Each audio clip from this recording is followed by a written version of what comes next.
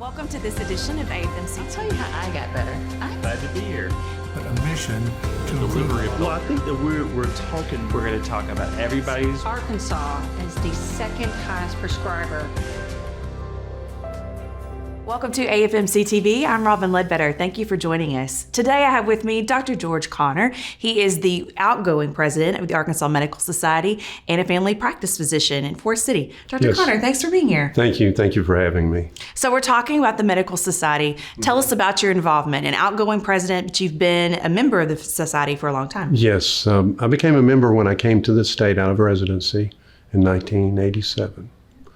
And been a member the whole time. And I really did not intentionally get involved in being on the board of trustees or in the leadership of AMS, but one of the outgoing board members drugged me to a meeting and said, "You've really got to do this." And they will tell you in the board, the ones who've been there for years will tell you that I commonly say, "Boy, I hate doing this. I hate coming here." But then every time I do, I realize how important it is. So you've been involved with the Medical Society for a long time. Tell us how you got involved and Yes. what's it changed Okay. to now. Yes. So, yes, I became involved because a local physician was leaving practice, and he drugged me to a meeting in Little Rock and said, "You really need to be involved in this."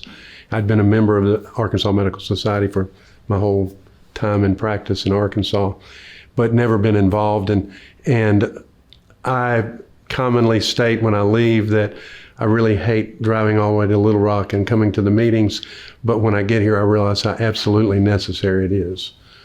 And that is because medicine is complicated to practice in itself, because especially in family medicine, you have almost anything walk through the door anytime. So you have to have a little bit of a handle about a lot of different issues. But there's also the demands of time with the patients.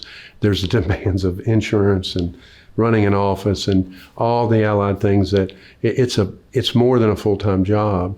So the last thing you want to do is have to spend more time dealing with issues of medicine. But if we don't, then it hurts the patients ultimately, because things that affect me affect them.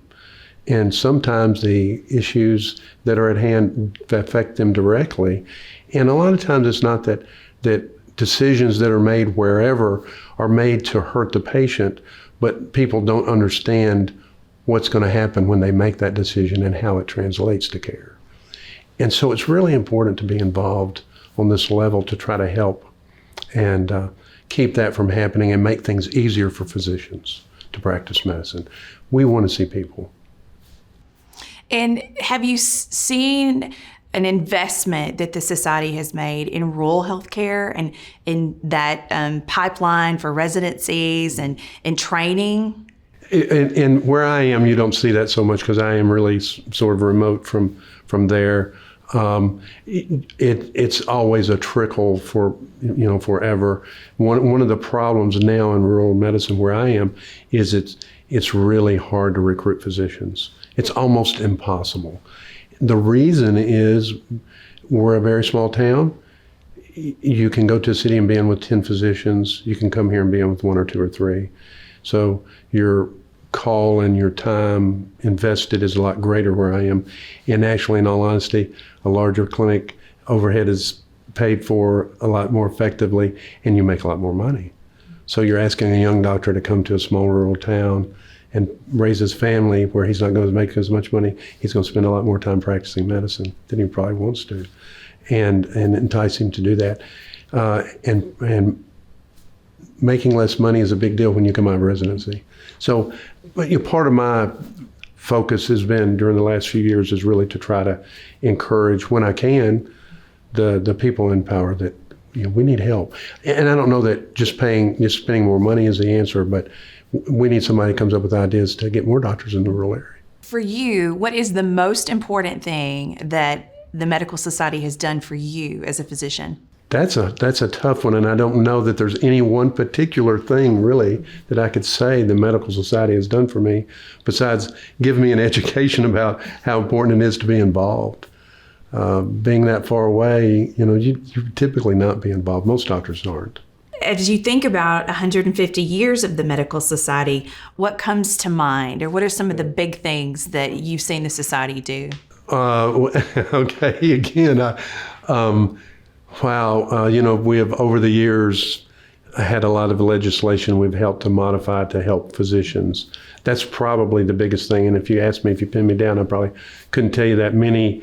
I know recently we did one about prior authorization that really helped. Those kinds of things are important. When I think about 150 years, I think about the guys that started the Medical Society and have come on through the years being members and leaders, and how important that really was to advance medical care in Arkansas. With the mission of the Medical Society, how does it contribute to the healthcare landscape in Arkansas? You talk a lot about how it helps physicians, but as a general picture that our audience may not know, how does that really affect the healthcare landscape for our state? The society also provides insurance for small physicians and small offices. They make it available to us in a better way. So they offer that help in the office. They also help have practice management conferences and helps, and you can call and get help. They also have a yearly insurance conference that really helps because insurance has changed yearly. So they have the insurers come out and meet with doctors' offices, the leadership of doctors' offices, and teach them how to go through to understand what they're changing, what needs to be done, how you have to file or deal with the insurance companies to get patient care. So those kinds of things are important. So you talk about everything from help with insurances to practice management as well. Mm-hmm. What Yes. are key priorities that you see that the society is looking forward to? In rural healthcare, it will be to probably even provide more services to try to help physicians not spend a lot of money in managing their practices, because economics is going to be a big deal going forward in rural areas. It already is. But for us who are already established, it's not so much a problem. But for someone like me who's coming out of residency now to establish a practice, you need a lot of help. And I could see that as being something that the society can really help with if people are aware of it. So what is the message as we close that you want not only the healthcare community, but the general public to know about the Medical Society and why it's important to healthcare today?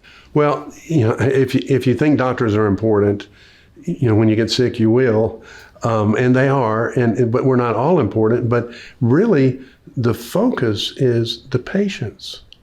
The patients are what's important.